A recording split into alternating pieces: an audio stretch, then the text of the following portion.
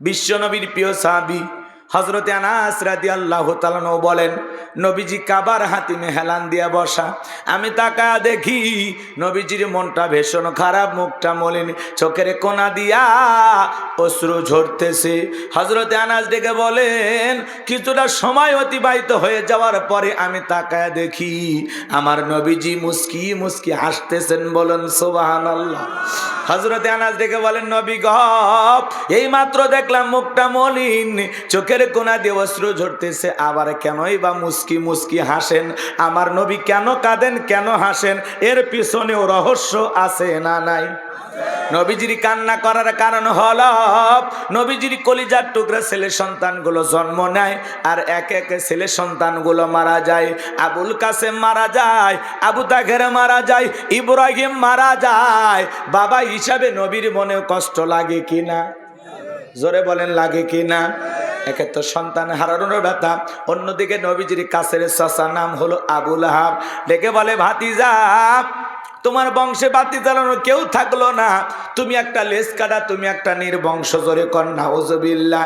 একে তো সন্তান হারানোর ব্যথা, অন্যদিকে আপন মানুষদের সমালোচনা, নবীর মনের কষ্ট কমে না বাড়ে? আপনারাই বলুন, আল্লাহ না করুক আপনার আমার সন্তান যদি মারা যায়, কাছের আত্মীয় স্বজনদের উচিত বিপদের দিনে সান্ত্বনা দেওয়া। বাবা তুমি সবর করো, ধৈর্য ধারণ করো, জীবন মৃত্যুর মালিক আল্লাহ। আল্লাহ সন্তান দিয়েছে, আল্লাহ নিয়েছে, মন খারাপ করো না। আল্লাহ যদি চাই বছর না ঘুরতে আবারও তোমাদের ঘর আলোকিত করে সন্তান দিতে পারেন তিনি কে? কাছের মানুষদের উচিত বিপদের দিনে সান্ত্বনা দেওয়া। নবীজির ছেলে সন্তানগুলো কেন শিশুকালে বিদায় নিলেন, এর পিছনে কি সেই তিনটি রহস্য, কি সেই তিনটি কারণ? যদি আমি বলতে চাই 3 নাম্বার আয়াতের আলোচনা করা লাগবে। আমি কি 1 নাম্বার আয়াত বাদ দিয়ে 3 নাম্বারে যাব, নাকি আস্তে আস্তে শুরু করা যাক? ধৈর্য আছে তো ভাই? একটু অপেক্ষা করেন বাজান, আমি যে কথা বলতে চাচ্ছিলাম গভীর মনোযোগ দিয়ে কথাগুলো শ্রবণ করার চেষ্টা করবেন। একে তো সন্তান হারানোর ব্যথা, কাফেরদের সমালোচনা, অন্যদিকে সাহাবায়ে কেরাম যারা ইসলাম ধর্ম গ্রহণ করে, কাফের বেঈমানরা তাদের উপর নির্যাতন জুলুমের স্টিম রোলার চালায়। হযরতে বেলাল তখনও কালেমা পড়ে মুসলমান হন নাই, নবীজির রাতের বেলা দারুল আরকামে বসা। হযরতে বেলাল বিশ্বনবীর দরবারে উপস্থিত হয়ে গেলেন। নবীজির চেহারার দিকে তাকাইয়া ডেকে বলেন, নবী গো, আপনার চাইতে সুন্দর মানুষ আমি জীবনে কোনোদিন দেখি নাই। বলুন সুবহানাল্লাহ। আপনার আমার নবী কতটা সুন্দর ছিলেন জানেন? হযরতে জাবির রাদিয়াল্লাহু তাআলা আনহু বলেন, পূর্ণিমার রাত আমি রাসূলের বাড়িতে গিয়েছিলাম, সেদিন দেখেছিলাম চাঁদ উদয় হয়েছে 2টা, একটা চাঁদ আসমানে আর একটা চাঁদ জমিনে। হযরতে জাবির ডেকে বলেন, আমি একবার আকাশের পূর্ণিমার চাঁদের দিকে তাকাই, আর একবার বিশ্ব নবীর চেহারার দিকে তাকাই। হযরতে জাবির বলেন, ওই আকাশের পূর্ণিমার চাঁদের চাইতেও বিশ্ব নবীকে আমার কাছে বেশি সুন্দর মনে হয়। আপনার আমার নবী কতটা সুন্দর ছিলেন, নবীর সম্মান মর্যাদা কত আমরা বুঝি না। এক জায়গায় বললাম, ভাই বলে তো আমাদের নবীর নাম কি? বলে হুজুর আব্দুল কাদের জিলানী। পীর সাহেবের নাম মুখস্থ আছে কিন্তু কপাল পরা রসুলের নামটা বলতে পারে না। আপনার আমার নবী কতটা সুন্দর ছিলেন জানেন? আম্মা জান আয়েশা ডেকে বলেন, মিশরের নারীরা ইউসুফ নবীর চেহারার দিকে তাকাইয়া ফল কাটতে আঙ্গুল কেটে ফেলে দিয়েছিল।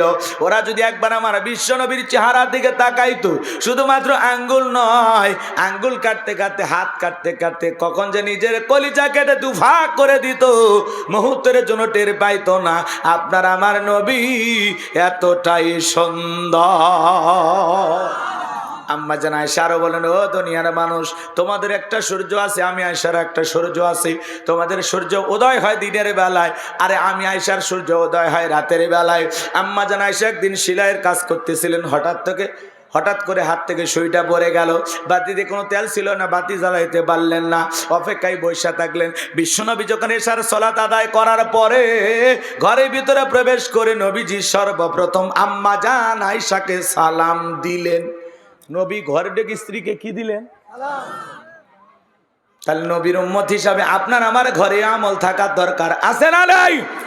বাড়িতে ঢুকেই বউকে সালাম দিবেন, আসসালামু আলাইকুম রহিমা, কেমন আছো সোনা? ঘরের দরজাটা খোলো না, আমি তোমার লিটনের বাপ, তোমার দিওয়ানা। আমি যে কথা বলতে চাচ্ছিলাম, আম্মা জান আয়েশা ডেকে বলেন, নবীজি সালাম দিয়ে যখন ঘরের ভেতরে প্রবেশ করলেন, নবীজির চেহারার আলোতে সুইটা কই পড়ে আছে আমি পরিষ্কার দেখতে পেয়েছি। বলুন সুবহানাল্লাহ।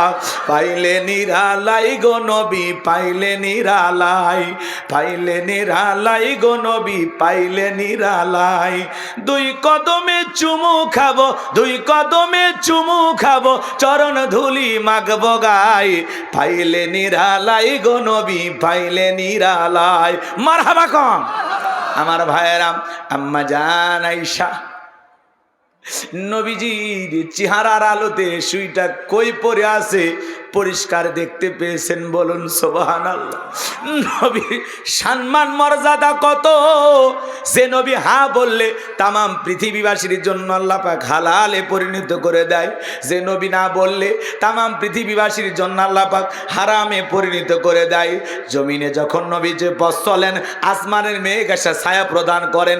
যেই নবীর চেহারার ওপরে মশা মাছি পড়া হারাম, জমিনে পথ চললে গেলে যেই রাস্তা দিয়ে বের হয়ে যায় ওই রাস্তা দিয়ে সুঘ্রাণ পাওয়া যায়। নবীজি যখন ঘেমে যেতেন, আম্মা জানেরা নবীজির দেহের ঘামগুলো শিশির ভিতরে জমা রাখতেন। বিশেষ দিনে নবীজির দেহের ঘামগুলো সুগন্ধি হিসাবে ব্যবহার করা হতো। নবীজি যখন ওযু করতেন, নবীজির ওযুর পানি দিয়া সুঘ্রাণ বের হয়ে যাইতো। ওযু করতেন, ওযুর পানি দিয়া সুগন্ধি বের হইতো। সুবহানাল্লাহ বলবেন না? কেমন নবী পাইছি বাজান, যে নবী আসমানের চাঁদের দিকে ইশারা করলে চাঁদ দুই টুকরো হয়ে যায়, জমিনে পা তুললে মাওলা পাকের আরশে আজিমে পৌঁছে যায়। কেমন নবী পাইছি। অনেক কপাল পর আমরা নবী চিনি না, নবী চিনি না। যেই ছাগলের স্তনে দুধ নাই, নবীজি হাতটা লাগায় দিলে দুধে পরিপূর্ণ হয়ে যায়। যেই খাবার 2-3 জন মানুষ খাবে, সেই খাবারে রসুলের হাতটা লেগে গেলে শত শত মানুষ খাবার খেয়েও যেমন খাবার তেমনি থাকতো। বলুন সুবহানাল্লাহ। সেই নবীর কাছে বেলাল, কথা মনে আছে না নাই? বেলাল ডেকে বলে, নবী গো, আপনি কালেমার দাওয়াত দেন, ইসলামের প্রচার প্রসার করেন, দয়া করে আমার কালেমা পড়ে মুসলমান বানায় দেন। বিশ্ব নবী হযরত বেলালকে পড়া দিলেন, লা ইলাহা ইল্লাল্লাহু মুহাম্মাদুর রাসূলুল্লাহ সাল্লাল্লাহু আলাইহি ওয়াসাল্লাম। হযরতে বেলাল কালেমা পড়ে মুসলমান হয়ে গেল। সম্মানিত ভাইয়েরা আমার, দিলের কান লাগায় কথাগুলো শুনে যান, যে কথা বলতে চাচ্ছিলাম। নবী আমার ডেকে বলে, বেলাল, ইসলামের অবস্থা কোন ভালো না, কালেমা পড়েছো আপাতত প্রকাশ করা যাবে না। আপনারা বলেন তো বাজান, ইসলামের অবস্থা কি সব সময় ভালো থাকে? আজও তামাম পৃথিবীর দিকে তাকায় দেখেন, তামাম পৃথিবীর জালেম আর বেঈমানরা ঐক্যবদ্ধ হয়েছে ইসলাম আর মুসলমানকে মুছে ফেলে দেওয়ার জন্য। কথা বলেন ঠিক কি না? আজও তামাম পৃথিবীতে যেখানে মুসলমান সেখানে নির্যাতন জুলুম আছে না নাই? আজও তামাম পৃথিবীর দিকে তাকায় দেখেন, ওই সাদা চামড়ার দলেরা ঐক্যবদ্ধ হয়েছে পৃথিবীর জমিন থেকে ইসলাম আর মুসলমানকে মুছে ফেলে দেবে। কিন্তু ওরা তো জানে না ইসলামের সুইচ আছে কার হাতে। আমার আল্লাহ ডেকে বলেন, ইউরিদুনা লিতুফিউ নূরাল্লাহি বিআফওয়াহিহিম ওয়াল্লাহু মুতিম্মু নূরিহি ওয়ালাউ কারিহাল কাফিরুন। সূরা সফ আয়াত নাম্বার 8 আল্লাহ রাব্বুল আলামিন জানিয়ে দিলেন, কাফেররা চায় মুখের ফুৎকারে দিনের আলোকে, ইসলামের আলোকে, কোরআনের আলোকে নিভায়ে দিতে। আমার আল্লাহ ডেকে বলেন, আল্লাহু মুতিম্মু নূরিহি, এই জমিনে দিনের আলোকে, কোরআনের আলোকে, ইসলামের আলোকে আমি আল্লাহ রাব্বুল আলামিন প্রতিষ্ঠিত করেই ছাড়ব। যদিও কাফের বেঈমানদের অন্তরে যত ধরনের জ্বালা যন্ত্রণা হোক না কেন, চিৎকার মেরে বলুন আল্লাহু আকবার। ইসলাম আছে থাকবে, ইসলামকে থামিয়ে দিতে আসবে যারা, তাদের জীবনটাকে থামিয়ে দিবেন তিনি কে? কষ্ট হচ্ছে নাকি আপনাদের? সম্মানিত ভাইয়েরা আমার, মন খারাপ করবেন না, চলেন সামনের দিকে যাই বাজান। ইসলামের অবস্থা সব সময় ভালো থাকে না। নবী ডেকে বলে, বেলাল, কালেমা পড়ে আপাতত প্রকাশ করা যাবে না। বেলাল ডেকে বলে, নবী, আমার জীবনের কোনো দাম নাই। আমার মনি বোমায়কে বলেছিলাম, উর্তুম্বা ছাগল পেশাব পায়খানা করে দেয়, ওই ঘরে থাকতে আমার বড় কষ্ট হয়। ও মায়ে ডেকে বলে, বেলাল, উর্তুম্বা ছাগলের দাম আমার কাছে আছে, কিন্তু তোর মতো কালো হাফসি বেলালের দাম আমার কাছে নাই। ও নবী, আমার জীবনের কোনো দাম নাই, আমার মনিব আমাকে দেখতেই পারে না, আপনি শুধু আমাকে দোয়া করে দেন মৃত্যু পর্যন্ত যেন কালেমার পথে টিকে থাকতে পারি। এই কথা বলে হজরতে বেলাল চলে গেলেন। পরের দিন সকালবেলা সূর্য উদয় হয়ে গেছে, অনেকটা বেলা হয়ে গেছে, হজরতে বেলাল দরজা খোলে না। অন্য চাকর যারা আছে নালিশ নিয়ে চলে গেছে ওমায়ের কাছে, যা বলে নেতা এখন পর্যন্ত বেলাল দরজা খোলে না, তাই নাকি? বলে হ্যাঁ। দরজায় ডাক দেয়, বেলাল দরজা খোলো। হজরতে বেলাল দরজা খোলে না, জোরে করে ধাক্কা মারছে, যখন দরজা খুলে গেছে তখন এইবার ওমায়া তাকায় দেখে সেই রাত্রিতে বেলাল কালেমা পড়ে মুসলমান হয়েছে। ওই রাত্রিতে একটা উদ্দুম্বা ছাগলের কাছে কোনো পেশাব পায়খানা নাই, জোরে কন মারহাবা।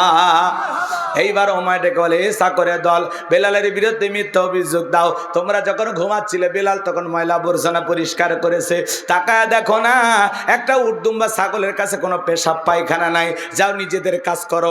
এই কথা বলে ওদেরকে তাড়িয়ে দিলেন। বাজান এক পা দুপা করে ওমায়া বেলালের কাছে চলে গেল। এইবার তাকায় দেখেন বেলাল দেয়ালে পিঠটা লাগাইয়া জিব্বা নাড়ায়া জিকির করে কার?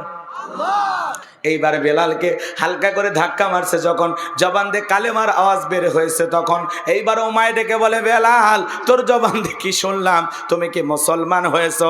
হজরতে বেলাল ডেকে বলে, মুসলমান হয় যারা মিথ্যা কথা বলতে পারে না তারা, অকুলু কওলান সাদীদা। মুসলমানেরা হলো সত্যবাদী, মুসলমানেরা কখনো মিথ্যাবাদী হতে পারে।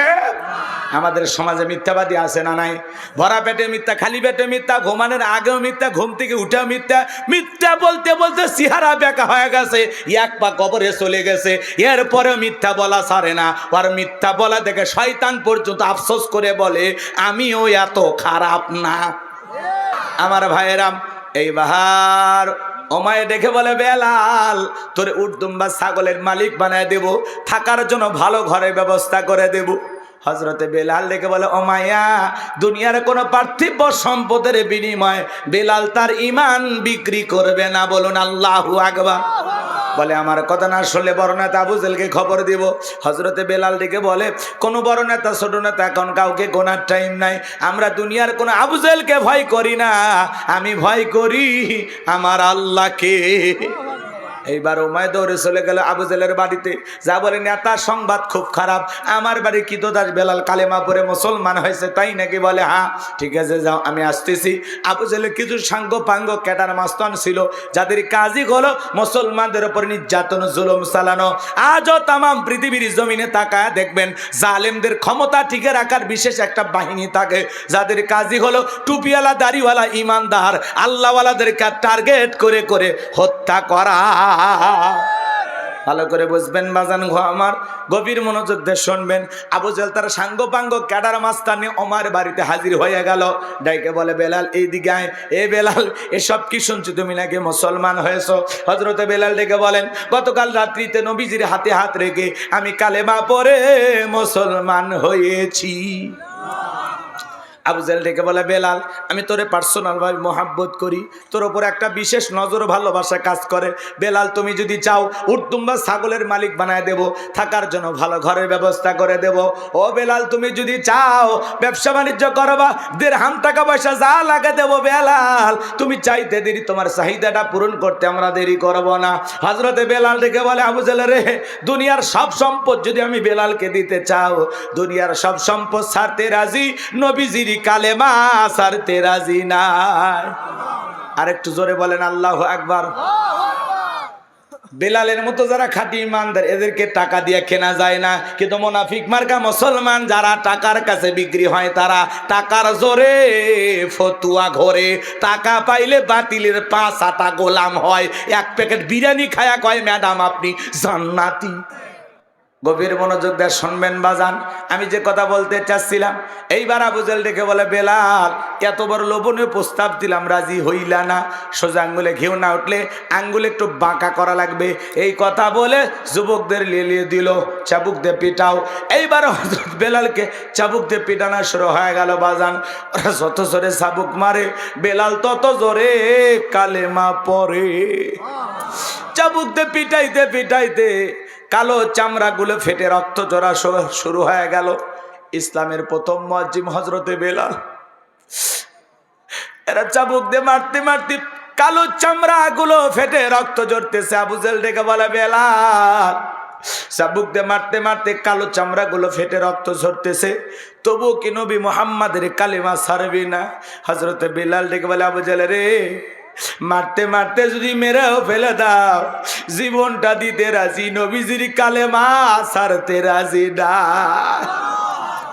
এবার আবু জেহেল ডেকে বলে এ যুবকের দল, বেলালের পায়ে রশি লাগাও, উটের পায়ের সঙ্গে বাঁধো, মরুভূমির উত্তপ্ত গরম বালিতে বেলালকে ছেঁচড়াইয়া নিয়ে ঘোরো।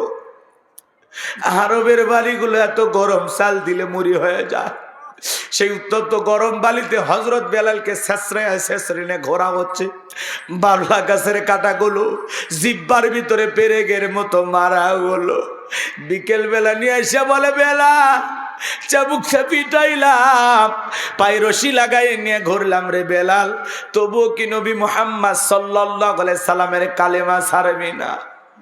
হযরতে বেলাল দেখে বলে আবু জেহেল রে, মারতে মারতে যদি মেরেও ফেলে দাও, বেলালের নিঃশ্বাস থাকবে যতদিন, বেলাল ইসলামের পথে টিকে থাকবে ততদিন। আবু জেহেল একবার ডেকে বলে হে যুবকের দল, বড় একটা পাথর নিয়ে আসা বেলালের বুকের উপরে চাপায়া দাও। বিশাল বড় একটা পাথর নিয়ে আসা হযরতে বেলালের বুকের উপরে চাপায়া দিয়া আবু জেহেল মনে করলো পাথরের চাপার আঘাতে বেলাল মারা যাবে। এই কথা ভেবে কাফেররা চলে গেল। হযরতে বেলাল বুকের উপরে বিশাল বড় পাথর, হাত বাঁধা পা বাঁধা, রক্তাক্ত জিহ্বা নিয়া তবুও জিকির করতেছে কা। হে বগুড়ার মুসলমানেরা, আপনাকে জিকির করার জন্য কেউ মারে না, পেটে না, ধমক দেয় না, তবু আমরা কপাল পরে আল্লাহর জিকির করি না। হাদিস শরীফের ভিতরে আসছে বাজান, যার জিহ্বাটা আল্লাহর জিকিরে তরু তাজা থাকে, আল্লাহর জিকিরে ভিজা থাকে, ওই জিহ্বাওয়ালা মানুষ কোনোদিন জাহান্নামের আগুনে জ্বলবে না। বলুন সুবহানাল্লাহ। ফাযকুরুনি আযকুরুকুম ওয়াশকুরুলি ওয়ালা তাকফুরুন। তোমার ভাইয়েরা গভীর মনোযোগ দিয়ে কথাগুলো শুনে যান। হযরতে বেলাল রক্তাক্ত জিহ্বাটা নাড়াইয়া চোখের কোণা দিয়ে পানি ছড়তেছে, আল্লাহর জিকির করতেছে, আর আল্লাহকে ডেকে বলেন আল্লাহ, তুমি তো সেই আল্লাহ, ইব্রাহিমের জন্য যদি নমরুদের আগুনকে ফুলের বাগান বানায় দিতে পারো, ও আল্লাহ তুমি কি পারো না বেলালের বুকের পাথরটাকে তুলার মতো নরম বানায় দিতে? আমার বুকের উপরে পাথর থাকার কারণে তোমার মতো মালিকের জিকির করতে বড় কষ্ট হয়। ও আল্লাহ তুমি কি পারো না বেলালের বুকের পাথরটাকে তুলার মতো নরম বানায় দিতে? হযরতে বেলাল দোয়া করতে দেরি, আসমানের মালিক আল্লাহ দোয়া কবুল করতে দেরি করে নাই বেলালের বুকের পাথরটাকে আমার আল্লাহ তুলার মতো নরম বানিয়ে দিয়েছে। বেলালের নিঃশ্বাসের সাথে পাথর ওঠে আর নামে, বলেন আল্লাহু আকবার। ইসলামের প্রথম মুয়াজ্জিন বেলাল, কি নির্যাতন জুলুম তার উপরে চলতেছে। নবীকে কতটা ভালোবাসতেন জানেন? হযরতে বেলাল হলো আশিকে রাসূল। আমরা তো এখন সাইনবোর্ড লাগাই আশিকে রাসূল। আশিকে রাসূল কারে বলে জানেন? হযরতে বেলাল নবীজি যখন মক্কা নগরীতে পথ চলতে, একবার ডানে যায় একবার বামে যায়। নবী জিজ্ঞাসা করে বেলাল, বুঝি না একবার ডানে যাও আর একবার বামে যাও, কারণটা কি? বেলাল দেখে বলে নবী, আপনি কালেমার দাওয়াত দেন, ইসলামের প্রচার প্রসার করেন, ওই কাফেরা হলো আপনার শত্রু, আপনাকে টার্গেট করে যদি ডান থেকে তীর নিক্ষেপ করে নবী গো, ওই তীরটা যেন সর্বপ্রথম আমি বেলালের বুকের ভিতরে ঢোকে। আবার মনে মনে ভাবি, ওরা যদি বাম থেকে তীর নিক্ষেপ করে, ওই তীরটা যেন সর্বপ্রথম আমি বেলালের বুকের ভিতরে ঢোকে। আমি বেলাল মারা গেলে ইসলামের ক্ষতি হবে না, আপনি নবী মারা গেলে ইসলাম আর মাথা উঁচু করে সামনের দিকে দাঁড়াতে পারবে না। বলেন আল্লাহু আকবার। আশিকে রাসূল বেলাল, নবীর পাগল বেলাল, সেই বেলালের ওপর নির্যাতন জুলুমের কথা বিশ্ব নবীর কান পর্যন্ত যখন পৌঁছে গেল, নবী তখন ডেকে বলে, আবু বকর, বেলালের কষ্ট আর সহ্য হয় না, যাও যাও তুমি আমার বেলালের জন্য একটা কিছু করো। হযরত আবু বকর সিদ্দিক রাদিয়াল্লাহু তাআলা আনহু কয়েক গুণ দাম বেশি দিয়ে গোলামীর জীবন থেকে হযরত বেলালকে আজাদ করলেন, মুক্ত করলেন। বলুন আল্লাহু আকবার। এই যখন ইসলামের অবস্থা, একদিকে সন্তান হারানোর ব্যথা, অন্যদিকে সাহাবায়ে ইকরামদের উপর নির্যাতন জুলুম, এই জন্য নবীজির মনটা ভীষণ খারাপ, মুখটা মলিন, চোখের কোনা দিয়া অশ্রু ঝরতেছে। নবীর যখন মন খারাপ, নবীকে সান্ত্বনা দেওয়ার দায়িত্ব কার? আর একটু জোরে কন। আমার আল্লাহ ডেকে বলে, জিবরাইল, আমার বন্ধুর মা নাই, বাবা নাই, আমি স্যার আমার বন্ধুর কেউ নাই রে জিবরাইল, আমার বন্ধুর মনটা হয়েছে ভারী, আমি আল্লাহ সইতে নাহি পারি। লাহু মাহফুজ থেকে সূরা কাউসার নিয়ে যায় আমার হাবিবের ওপরে নাজিল কর তাড়াতাড়ি। এটা জোরে কন আল্লাহু আকবার। আমার নবী ডেকে বলে, আনাস, আমার মনটা কেন খারাপ তোমরা জানো, কিন্তু আমার মুস্কি হাসি দেওয়ার কারণ হলো এই মাত্র আসমান থেকে জিবরাইল এসে আমার উপরে সূরা কাউসার নাজিল করলো। বিশ্ব নবী তখন সাহাবায়ে কিরামদের সামনে মুস্কি মুস্কি হাসলেন আর সূরা কাউসার তিলাওয়াত করে শুনিয়ে দিলেন। আপনারাও হালকা করে মুস্কি মুস্কি হাসবেন আর আমার সঙ্গে তিলাওয়াত করুন, ইন্না আ'তাইনাকাল কাউসার ফাসাল্লি লিরাব্বিকা ওয়ানহার ইন্না শানিয়াকা হুয়াল আবতার। আল্লাহু আকবার। কষ্ট হয়? আল্লাহ রাব্বুল আলামিন বলেন, ইন্না আ'তাইনাকাল কাউসার, অবশ্যই আমি আল্লাহ পাক আপনাকে হাউজে কাউসার দান করেছি। এই পৃথিবীর অন্য কোন নবী রাসূলকে আল্লাহ রাব্বুল আলামিন হাউজে কাউসার গিফট করেন নাই, হাউজে কাউসার দান করেন নাই। আপনার আমার নবীকে আল্লাহ পাক স্পেশাল ভাবে মোহাব্বত করে ভালোবাসা হাউজে কাউসারের মালিক বানায় দিয়েছেন। বলেন আল্লাহু আকবার। এজন্য আল্লাহ রাব্বুল আলামিন বলেন, ইন্না আ'তাইনাকাল কাউসার। আল্লাহ রাব্বুল আলামিন বলেন, নিশ্চয়ই আমি আল্লাহ পাক আপনাকে হাউজে কাউসার দান করেছি। ও বগুড়ার মুসলমান, শুনে যান, জেনে যান, এই হাউজে কাউসারের পানি দুধের মতো সাদা, মধুর চাইতে মিষ্টি, পানির মতো ক্লিয়ার। ওই কঠিন কিয়ামতের ময়দানে যেদিন বিচার দিবস কায়েম হয়ে যাবে বাজান, ওই বিচার দিবসের একদিন হবে 50,000 বছরের সমান। যেদিন সূর্য সহাত মাথার উপরে চলে আসবে, সূর্যের তাপে মানুষের মগজগুলো টকবক করে গলে যাবে, যেদিন বেঈমানদের জিহ্বা নাভি পর্যন্ত ঝুলে আসবে, যেদিন জমিনটা হয়ে যাবে তামার জমিন, পাহাড় পর্বত নদী বিল্ডিং ইমারত কোনো কিছু থাকবে না। কুল্লু মান আলাইহা ফান, এই পৃথিবীর জমিনের সব কিছু আল্লাহ তাআলা ধ্বংস করে দেবেন। ওই কঠিন কিয়ামতের ময়দানে যেদিন ভাই ভাইকে দেখে পালিয়ে যাবে, ইয়াউমা ইয়াফিরুল মারউ মিন আখি ওয়া উম্মিহি ওয়া আবি ওয়া সাহিবাতিহি ওয়া বানি। আল্লাহ রাব্বুল আলামিন বলেন, যেদিন ভাই ভাইকে দেখে পালিয়ে যাবে, মাতা পিতা সন্তানকে দেখে পালিয়ে যাবে, স্ত্রী স্বামীকে দেখে পালিয়ে যাবে, কিয়ামতের ময়দানে কেউ কারো উপকারে আসবে না। ওই দিন কেউ কারো বোঝা বহন করবে না। ওই কঠিন কিয়ামতের ময়দানে আল্লাহর আরশের ছায়া ছাড়া আর কোনো ছায়া থাকবে না। ওই ছায়ার ভিতরে আল্লাহ রাব্বুল আলামিন শাস্তির মানুষকে ছায়া দান করবেন। ওটা হলো কিয়ামতের ময়দানে আল্লাহ তৈরি করা ভিআইপি গ্যালারি। কিয়ামতের মাঠ হলো ফাইনাল খেলার দিন। আর ওইটা কি? আল্লাহ তৈরি করা স্পেশাল গ্যালারি, যেখানে আল্লাহর ভিআইপি বান্দারা বসবাস করবে। আমার ভাইয়েরা, আল্লাহর প্রিয় গোলামদেরকে আল্লাহ রাব্বুল আলামিন স্পেশাল ভাবে ছায়া দান করবেন। গভীর মনোযোগ দিয়ে কথাগুলো শুনবেন। মানুষ দলে দলে পানি পানি বলে চিৎকার মারবেন আর বিশ্ব নবীর দিকে রওনা করবেন। নবীজি হাউজে কাউসারে পেলেনে দাঁড়িয়ে আছেন, দলে দলে মানুষ নবীজির দিকে রওনা করবেন। কিছু মানুষের সামনে আল্লাহ রাব্বুল আলামিন তাদের চোখের সামনে পর্দার আবরণ তৈরি করে দেবেন। তারা আর নবীকে দেখতেও পাইবে না, হাউজে কাউসারের পেয়ালা পর্যন্ত পৌঁছাইতেও পারবে না। আমার নবী তখন ডেকে বলবেন, আল্লাহ, সংখ্যায় আমি আমার অনেক উম্মতকে দেখতে পাইলাম, কেন জানি সংখ্যাটা কমে গেল, বুঝতে পারলাম না। আমার আল্লাহ তখন ডেকে বলবে, বন্ধু, পাইকের ধরে আপনি সবাইকে হাউজে কাউসারে পানি পান করাতে পারবেন না। দুনিয়ার জীবনে দুইটি অপরাধ করেছিল যারা, আজকে আপনার হাতে হাউজে কাউসারের পানি পাবে না তারা। কয়টি অপরাধ জানার দরকার আছে না নাই? খুবই জরুরি। আমার ভিতরে থাকতে পারে, আপনার ভিতরে থাকতে পারে। গভীর মনোযোগ দিয়ে কথাগুলো শুনে যান বাজান। নবীজি হাউজে কাউসারে পেয়ালা নিয়ে দাঁড়িয়ে আছেন। নবীজিকে আপনি দেখবেন আর নবীজির হাতের হাউজে কাউসারের পেয়ালার পানিটা পান করবেন। কিয়ামতের ময়দানে নবীজির হাতে এক পেয়ালা হাউজে কাউসারের পানি যদি পান করতে পারেন, জান্নাতে ঢোকা পর্যন্ত আপনারা তৃষ্ণা লাগবে না, তৃষ্ণা মিটে যাবে। বলুন সুবহানাল্লাহ। এদিকে তাকান, হযরত আবু বকর সিদ্দিক রাদিয়াল্লাহু তাআলা পিয়ালাগুলো ভরায়া দিবেন। মাঝখানে দাঁড়িয়ে থাকবেন হযরত ওমর। হযরত ওমর বিশ্ব নবীর হাতে দেবেন আর নবীজি তার আদরের উম্মতদেরকে খুঁজে খুঁজে কিয়ামতের ময়দানে হাউজে কাউসারের পানি পান করায় দিবেন। নবীজিকে দেখাও হবে, নবীজির হাতে প্রথম হাউজে কাউসারের পানি পান করা হবে। এই দৃশ্যের মুখোমুখি আল্লাহর কোন গোলামেরা হতে চান? দুইটা হাত তুলে আমার আল্লাহকে দেখান। আমার ভাই গভীর মনোযোগ দিয়ে কথাগুলো শুনবেন বাজান।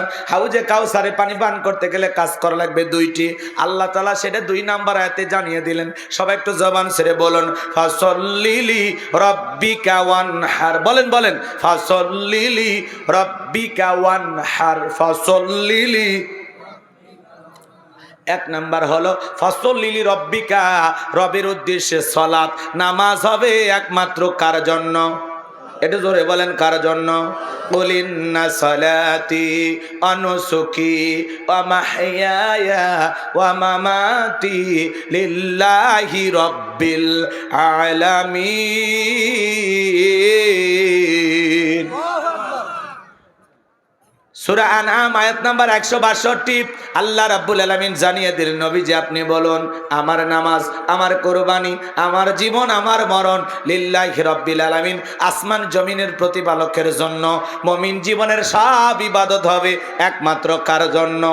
আমার জীবন, আমার মরণ, আমার বন্দেগি কবুল কর ইয়া ইলাহি, আমার বন্দেগি, আমার জীবন, আমার মরণ, আমার জিন্দেগি। জোরে কোন মারহাবা। ভাইরা আমার, গভীর মনোযোগ দিয়ে কথাগুলো শুনবেন। ফাসল্লিলি রাব্বিকা, রবের উদ্দেশ্যে সালাত নামাজ হবে একমাত্র কার জন্য? নামাজ নামাজের মতো হওয়া লাগবে, যেই নামাজ দ্বারা আল্লাহকে রাজি খুশি করা যায়, আল্লাহর সন্তুষ্টি অর্জন করা যায়। এইরকম নামাজ পড়া লাগবে। যেমন তেমন নামাজ না, 2 মিনিটে 2 রাকাত 4G 5G গতির নামাজ না। নামাজ নামাজের মতো আদায় করা লাগবে। নামাজ যদি নামাজের মতো আদায় করেন, আল্লাহ কি দেবেন? আমার আল্লাহ রাব্বুল আলামিন বলেন, ফালইয়াবুদু রাব্বাহাযাল বাইত আল্লাযী আত'আমাহুম মিন জু' ওয়া আমানাহুম মিন খাউফ। আমার আল্লাহ রাব্বুল আলামিন বলেন, এই ঘরের মালিকের ইবাদত করো। ইবাদত যদি ইবাদতের মতো হয়, নামাজ যদি নামাজের মতো হয়, বান্দারে তুমি যদি 5 ওয়াক্ত সালাতে মাথা নত করে আমি আল্লাহর কুদরতি কদমে সিজদা দিতে পারো, তোমার নামাজ যদি নামাজের মতো হয়, আমি আল্লাহ তোমাদেরকে 2টা জিনিস দেব। 1 নাম্বার, রিজিকের টেনশন করা লাগবে না, আমি আল্লাহ তোমাদের রিজিকের ব্যবস্থা করব। বলুন সুবহানাল্লাহ। রিজিক দেওয়ার মালিক কে? আপনাদের এলাকা একটা প্রাণী বের হয় গভীর রাত্রে, রাতের 1টা 2টা 3টা থেকে দেখবেন বের হয়ে ঘোরাফেরা করে। কু কয়া চিল্লাওয়ার নাম শিয়াল পণ্ডিত। শিয়ালের নামে কি আপনাদের এলাকায় মুরগির হোটেল আছে? দাড়িদেওয়া বাজারে কি ভাতের হোটেল আছে? কথা কন। শিয়ালের নামে, শিয়ালের নামে কথা বোঝেন। ভাতের হোটেল আছে মানুষ খাওয়ার জন্য, শিয়ালের নামে কি আছে আলাদা? শিয়ালের নামে কি ব্যাংকের অ্যাকাউন্টে টাকা জমানো আছে? তাহলে ওই শিয়ালটারে খাওয়াই কে? পাখি সকালবেলা নীর থেকে বের হয়ে যায়, সন্ধ্যাবেলায় ওই পাখির পেটটা ভরে বাসায় ফেরত আসার ব্যবস্থা করে কে? আল্লাহ যদি পাখিকে খাওয়ায়, শিয়ালকে খাওয়ায়, আমরা হলাম আশরাফুল মাখলুকাত, আল্লাহকে আমাদেরকে না খাওয়ায় রাখবে? আমাদেরকে উত্তম জাতি বানাইছেন কে? কুনতুম খায়রা উম্মাতিন উখরিজাত লিন-নাস। আল্লাহ বলে তোমাদেরকে উত্তম জাতি বানাইছি। ভিআইপি বানাইছি, আমরা হলাম সৃষ্টির সেরা আশরাফুল মাখলুকা। আল্লাহকে আমাদেরকে না খাওয়ায় রাখবে? আমাদেরকে রিজেক্ট দেবেন কে? আমার আল্লাহ রাব্বুল আলামিন বলেন, ওয়ামা মিন দাব্বাতিন ফিল আরদি ইল্লা আলাল্লাহি রিজকুহা। সূরা হুদের ভিতরে আল্লাহ পাক জানিয়ে দিলেন, এই পৃথিবীতে এমন কোন বিচরণশীল প্রাণী নাই যার রিজেকের ব্যবস্থা আমি আল্লাহ আসমান থেকে করি না। ওই আটলান্টিক মহাসমুদ্রের ৩৩,০০০ ফিট গভীরতল পানি নিচে থাকা ছোট্ট একটা প্রাণী, তার রিজেকের ব্যবস্থাও আমি আল্লাহ আসমান থেকে করি। বলুন সুবহানাল্লাহ। তাহলে এক নাম্বার, নামাজের মতো আদায় করলে আল্লাহ ওই বান্দাকে না খাওয়ায় রাখবে না, আল্লাহ এই রিজেকের ব্যবস্থা করবেন। আর ২ নাম্বার হলো ওয়া আমানাহুম মিন খাউফ, সকল ভয় থেকে আল্লাহ নিরাপত্তা দিবেন। আমাদের সমাজে ভয় আছে না নাই? মেয়েটা কলেজে গেল, একা একা ফিরবে নাকি জামাই সাথী নিয়ে ফিরবে, ভয় আছে না নাই? মেয়েটা স্কুলে গেল, ভালোভাবে ফিরবে নাকি কারো লালসার শিকার হবে, ভয় আছে না নাই? আপনি বিকাশের দোকানদার, ২ লক্ষ টাকা নিয়ে শিবগঞ্জ থেকে আপনার এই বাড়ি, গ্রামের নাম বুজরুক শুকরা দক্ষিণ পাড়া, বিশাল একটা নাম করছে কামসারা। এই গ্রামে আসবেন, ২ লাখ টাকা নিয়ে রাত ২টা বাজে শিবগঞ্জ থেকে এই পর্যন্ত আসবেন। মনে মনে ভাবতেছেন, আল্লাহ টাকা নিয়ে বাড়ি পর্যন্ত যাইতে পারবো নাকি ছিনতাইকারী কবলে পড়ে টাকা যান ২টায় হারাবো? ভয় আছে না নাই? চুরির ভয় আছে না নাই? ছিনতাইয়ের ভয় আছে না নাই?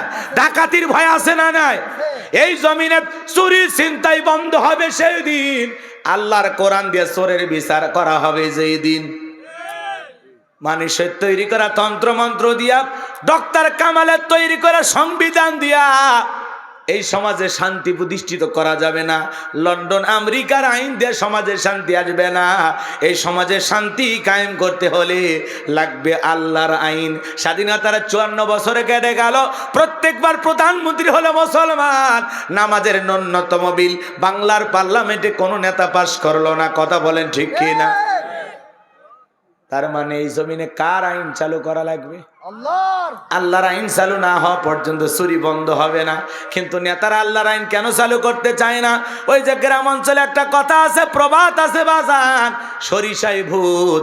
নেতা যে আল্লাহর আইন চালু করবে, নেতা জানে আমি এই হাত দিয়ে যে পরিমাণে কলমের খোঁচা দিয়ে দুর্নীতি করেছি, প্রথম হাত নেতার দায় কাটা যাবে। ১১ লক্ষ কোটি টাকা দুর্নীতি করে বিগত ফ্যাসিস্ট জালেমেরা এই দেশ থেকে বিদেশে পাচার করেছে। এটা তো আমরা প্রথমে রিপোর্ট পাইছিলাম এত টাকা, পরে এখন আরো রিপোর্ট প্রকাশ হয়েছে। আজ পর্যন্ত আমরা যতটুকু তথ্য পেয়েছি, ২৯ লক্ষ কোটি টাকা এই দেশ থেকে বিদেশে পাচার হয়েছে। সুবহানাল্লাহ বলবেন না? এই টাকা হলো সব এই দেশের জনগণের। কথা বলেন না কেন? টাকা কার? এই দেশের জনগণের। ওরা বিদেশে বেগম পাড়া বানায়, আর আমাদেরকে উন্নয়নের জোয়ারে সিঙ্গাপুরে ভাসিয়ে মানে বিশাল কিছু বলে ফেলে দেয়। কথা কর না কেন? যত উন্নয়ন তত বেশি দুর্নীতি। কথা বলেন না কেন? রাগ করতেছেন না? বললে আপনারা মন খারাপ করেন মনে হয়। এ বাজা, এই সমাজের নেতা যদি সৎ হয়, বিশ্বাস করেন এই জমিনে আল্লাহ এত বরকত দিয়েছে, ১০-১৫ বছর লাগবে না, অল্প কয়েক বছরই এই দেশকে দারিদ্র মুক্ত করা সম্ভব। পৃথিবীর উন্নত দেশের মতো আমাদের দেশটাকেও পৃথিবীর সবার সামনে মাথা উঁচু করে বাংলাদেশ হয়ে পুরো পৃথিবীর সামনে মাথা উঁচু করে দাঁড়াবে। কথা বলে ঠিক না? শুধু সৎ নেতার দরকার। দুর্নীতি করে বিদেশে পাচার করে এমপি মন্ত্রী কেউ আছে? সব পাইলে গেছে। কথা কর না কেন? কোটি কোটি টাকার দুর্নীতি করেছিল, আজকে কোটি কোটি টাকার গাড়ি গুলো পড়ে আছে, এমপি মন্ত্রী নাই, সব পাইলে গেছে। আছে আছে মন্ত্রীরা সব কোথায় গেল?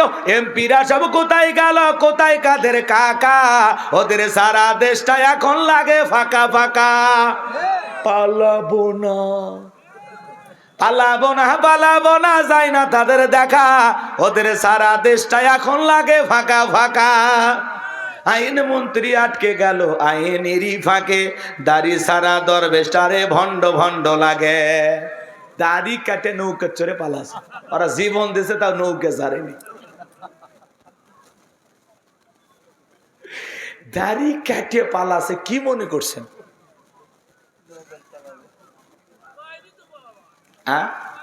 আরে বাবা চেষ্টা করছে তো, ও আটকে গেছে। দাড়ি সারা দরবেশটারে ভণ্ড ভণ্ড। আমি কি বলবো? আপনারা মনে রাগ করতেছেন না, এগুলো নাই বলি, কষ্ট হচ্ছে, তাহলে একটু জবাব দেওয়া লাগবে। এ যুবক, বলবো বলবো। শুনেছি ভাই কত নেতা নেত্রী খাইতেছে ভাই ডান্ডা, বিচারপতি কালামানিকের ফাটিয়েছে নাকি আন্ডা। এটা আমার খবর না, মিডিয়ার খবর। ওই বিচারপতি শামসুদ্দিন মানিক আল্লামা সাইদি হুজুরকে মৃত্যুদণ্ডে রায় দিয়েছিল। আমরা বলতে চাই ওই একই ট্রাইব্যুনালে বিচারপতি মানিককেও মৃত্যুদণ্ডে রায় দিতে হবে। এই সেই কুখ্যাত বিচারপতি মানিক যে টকশোতে আমার বোনকে অপমান করেছিল, জুলাই আন্দোলনের সবাইকে রাজাকারের বাচ্চা বলে গালি দিয়েছিল, 116 জন আলেমের তালিকা করে দুদকের কাছে জমা দিয়েছিল। আমার রোল নাম্বার ছিল 23, ওই সিরিয়ালে আমিও ছিলাম। যারা আলেমদের তালিকা করেছিল বিনা তালিকায় জেলখানায় ঢুকেছে কে? কথা বলেন কে? পলকের ঝলক গেল থামিয়ে নেটের চাকা, ওদের সারা দেশটা এখন লাগে ফাঁকা ফাঁকা। কোথায় গেল সংসদেতে মমতাজের গান, কোথায় গেল হযরত বলা শামীম ওসমান? সংসদের মমতাজের গান আছে? শামীম ওসমান আছে? 70 রাকাত তাহাজ্জুদ পড়তো, বিরাট বড় আল্লাহর ওলি দাবি করতো, কিন্তু 24 সালের 5ই আগস্টে ভাগ্যে কি আছে আল্লাহর ওলিরা জানে না, সব গাট্টি গুট্টি গোছায় পালাই গেছে। কথা কন ঠিক কে না? আরে এই পুলিশ সে এমপি মন্ত্রীর কথা শুনি জামাত বিএনপি লোকদেরকে পিটাইতো, আজকে ক্ষমতার পরিবর্তন হয়ে গেছে, সেই একই পুলিশ এখন আওয়ামী লীগকে দৌড়ানি দেয়। কথা কন ঠিক কিনা? ক্ষমতা একই পুলিশ আওয়ামী লীগের কথা শুনিয়া বিএনপি জামাতের লোককে পিটাইছে, ধরছে, জেলখানায় বন্দি করছে। এখন আবার সময় পরিবর্তন হয়ে গেছে, ওই একই পুলিশ আওয়ামী লীগ যেখানে পাইতেছে পিটাইতেছে, ধৈর্য ধরে জেলখানায় নিয়ে যাচ্ছে। কথা কন ঠিক কিনা? কি সময়! আহা, আমার ভাইয়েরা দিল দিয়ে কথাগুলো বোঝার চেষ্টা করবেন বাজান। এই জন্য এই সমাজে চুরি বন্ধ করতে হলে লাগবে আল্লাহর আইন। জোরে বলেন কার আইন? আল্লাহ থেকে 1500 বছর আগে আইন দিয়েছেন, ওয়াসারিকু ওয়াসারিকাতু ফাকতাউ আইদিয়াহুমা জাযাআম বিমা কাসাবা নাকালাম মিনাল্লাহ। সূরা মায়েদার 38 নম্বর আয়াতে আল্লাহ আইন দিয়েছেন, চোর পুরুষ হোক আর নারী হোক, আল্লাহর বিধান, আল্লাহর ফয়সালা। অপরাধ যদি প্রমাণিত হয় চোরের হাত কেটে দাও। একটা চোরের হাত কেটে সোশ্যাল মিডিয়ার মাধ্যমে ফলাও করে যদি প্রচার করা হতো, বাংলার পার্লামেন্টে আইন পাশ করা হয়েছে, চুরি করলে অপরাধ প্রমাণিত হলে চোরের হাত কেটে দেওয়া হবে। একটা চোরের হাত কেটে 2-3 ঘন্টা পর পরে প্রত্যেকটা চ্যানেলে যদি এই দৃশ্য দেখানো হতো, বাংলাদেশের সমস্ত চোরেরা তওবা করে আল্লাহর ওলি হয়ে যেত। কিন্তু কে শোনে কার কথা? আজও গেল না মনের ব্যথা। এখন উচিত কথা যদি কই, পেটের ওপর দিয়া যাবে মই। এ আনন্দে কিছু লোক কিনা খাবে বগুড়ার স্পেশাল দই। কথা বলেন না কেন? রাগ করেন নাকি আপনারা? আমার ভাইয়েরা মন খারাপ করবেন না। এই জমিনে তাহলে চুরি, দুর্নীতি, টেন্ডারবাজি, চাঁদাবাজি, খুন, ধর্ষণ বন্ধ হবে সেই দিন। আল্লাহর কোরআনে দিয়া সমাজে বিচার চালু হবে যেই দিন। আল্লাহর বিধান সারা মানুষের তৈরি করা নিয়ম নীতি দিয়া এই জমিনের 1 কিলোমিটারেও শান্তি প্রতিষ্ঠিত হবে না। 1 ইঞ্চি মাটিতেও শান্তি ফিরে আসবে না। কথা কয় না? কথা কি বিরক্ত হয়েছেন? এই জমিনে আল্লাহর আইন চালু হোক। কারা কারা আছেন একটু হাত তুলে দেখান তো দেখি। লিল্লাহি তাকবীর। আল্লাহ জমিনকে ইসলামের জন্য কবুল করেন, এটা জোরে কোন আমিন। আমার ভাইয়েরা, তাহলে হাউজে কাউসারের পানি পান করতে গেলে ফাসলিলি রব্বিকা, রবের উদ্দেশ্যে সালাত আদায় করা লাগবে। নামাজ হবে একমাত্র রবের জন্য। এদেশে নামাজি আছে 5 রকমের: 5-এর, 7-এর, ঠাটের, খাটের, ভোটের। নিয়মিত যারা 5 ওয়াক্ত সালাত আদায় করে এরা হলো 5 ওয়াক্ত নামাজি, নির্ভেজাল মুমিন। 7 দিন পরে পরে জুমার নামাজ পড়ে যারা লাইফ সাপোর্টে বেঁচে থাকা মুসলমান, তারা এদেশে জুমার নামাজের জন্য মসজিদ ভাঙ্গা 2 তালা 3 তালা করা হয়, আর ফজরের নামাজের সময় এক কাতারে মুসল্লিও পাওয়া যায় না। এমন মসজিদ আছে বাজান, মুয়াজ্জিম একাই আযান দিয়ে একাই নামাজ পড়ে, একটা দুলা ভাইও আসে না। কে মুয়াজ্জিম সাহেব? কথা ঠিক না? মাঝে মাঝে 2 জন 3 জন, কয়জন? আর গ্রামত আছে 200-300 মানুষ, বাকিগুলো বইয়ের কলব থেকে নামিচ্ছে না।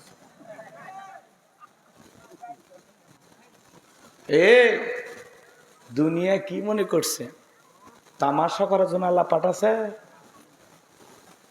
নামাজটা পড়েই যান। কথা কর না কেন?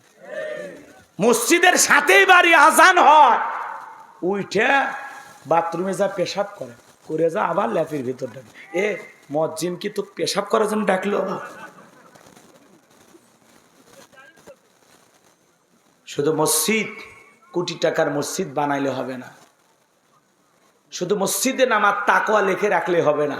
এখানে যারা সালাত আদায় করবে প্রত্যেকটা ইমানদারের অন্তরে তাকওয়া থাকতে হবে। শুধু মসজিদের জন্য টাকা কালেকশন করলে হবে না, মুসল্লিও কালেকশন করা লাগবে। কথা বলেন ঠিক কিনা? আজকের মাহফিল থেকে কারা কারা ওয়াদা দিতে পারবেন যে ওয়াদা দিলাম হুজুর আজকে 7 থেকে শুরু করে 5 ওয়াক্ত ফরজ নামাজ মসজিদে গিয়ে জামাতের সহিত আদায় করব ইনশাআল্লাহ? হাত তুলে দেখান কারা কারা নামাজ পড়বেন। সাহস দেখছে? হাত তোলে না। মার খাবেন নাকি আমার হাতে? হাত তোলেন নাকি আপনি? হাত তোলেন, একজনও বাকি থাকবে না। হাত তোলেন। আপনি মুসলমান না? মাঝখানে যারা হাত তোলেন নাকি হিন্দু? হাত তোলেন নাকি? হাত তোলেন। নামাজ পড়বেন তো ইনশাআল্লাহ? হাত নামান। রাগ করেন কে? রাগ করেন কে? আপনি মুসলমান না? ওয়াদা দেন ভাই, বলা যায় না আজকে হাত তুলে ওয়াদা দিচ্ছেন, আল্লাহ আপনার জীবনটাকে পরিবর্তন করে দিতে পারে। এই ওসিলায় আল্লাহ আপনাকে মাফও করে দিতে পারে। কথা বলে না কেন? এখনো শয়তান আপনাকে আটকে রাখছে। আপনি মুসলমান, আপনি বলেন তো 5 ওয়াক্ত সালাত আদায় করে নফল না ফরজ? কেন পড়তেছেন না? 7 দিন পরে পরে 2 রাকাত নামাজ পড়ে নিজেকে পাক্কা ইমানদার দাবি করতেছেন, বিরাট বড় আল্লাহওয়ালা ভাবতেছেন, নাকি 7 দিন পর পরে এসে আল্লাহর সাথে তামাশা করতেছেন? আপনি নিজেই বলেন জুমার 2 রাকাত পড়লেন, ওই দিন ফজরের 2 রাকাত কি ছিল? নফল না ফরজ? জুমার 2 রাকাত, মানে ফজরের 2 রাকাত। এই 2 রাকাত আপনি পড়তে আসলেন, ফজরে কেন আসলেন না? জুমার 2 রাকাত পড়ে গেলেন, আসরে কেন মসজিদে আসলেন না? বলেন, জবাব দেন। কেন আসেন না? কেন আসেন না বাজান? কিসে আপনাকে ধোকা দিল? কার বুদ্ধি শুনে আপনি আসতেছেন না? কেন আসতেছেন না বলেন না? সারাটা দিনে 5 ওয়াক্ত সালাত আদায় করতে 1-1.5 ঘন্টা সময় লাগে। 24টা ঘন্টার মধ্যে 1.5টা ঘন্টা মালিককে দেওয়া যাবে না? 1-1.5 ঘন্টা আল্লাহর জন্য বরাদ্দ হয় না? এই সময়ের মালিক কে? এই সময়টা দিছে কে? সময়কে আপনার বাপ দাদা। কবে মানুষ হবেন? কবরে যা আফসোস করে লাভ নাই। আজকে গোলাম রব্বানী বড় বড় কথা বলতেছে, কষ্ট পাইতেছেন। এই কথাগুলো সেই দিন কাজে লাগবে যেদিন কবরে যাবেন। ইস, সেই দিন হুজুরের ওয়াজ শুনে যদি আমি 5 ওয়াক্ত নামাজ পড়তাম, ইস সেই দিন থেকে যদি আমি পরিবর্তন হয়ে যেতাম, ইস সেই দিন যদি আমি তওবা করে ভালো হয়ে যাইতাম। আফসোস হবে কবরে গেলে। আর সেই দিন আফসোস করি আপনার এই ভুল সংশোধন করার আর সুযোগ পাবেন না। বাজান, যারা কবরে শুয়ে আছে একটা সিজদা দেওয়ার জন্য আফসোস করতেছে, একবার সুবহানাল্লাহ পড়ার জন্য আফসোস করতেছে। আজকে আপনার হাতে অনেক সময় আল্লাহ দিয়েছে, আসুন না একটু পরিবর্তন হয়ে যায়, একটু রবের দিকে ফিরে আসি। মসজিদের দরজাটা এখনো খোলা, চলেন না মসজিদে যাই, নামাজ আদায় করি। রসুল আকরাম সাল্লাল্লাহু আলাইহি সাল্লামের জীবন দশায় ফজরের নামাজের সময় মসজিদ যেরকম কানায় কানায় পূর্ণ ছিল, জুমার নামাজের সময় মসজিদ কানায় কানায় পূর্ণ ছিল। আমি এই যে এই বছরে হজ করছি, দেখে আসছি বাজার, ফজরের সময় যে দৃশ্য, জুমার সময় ওই একই দৃশ্য।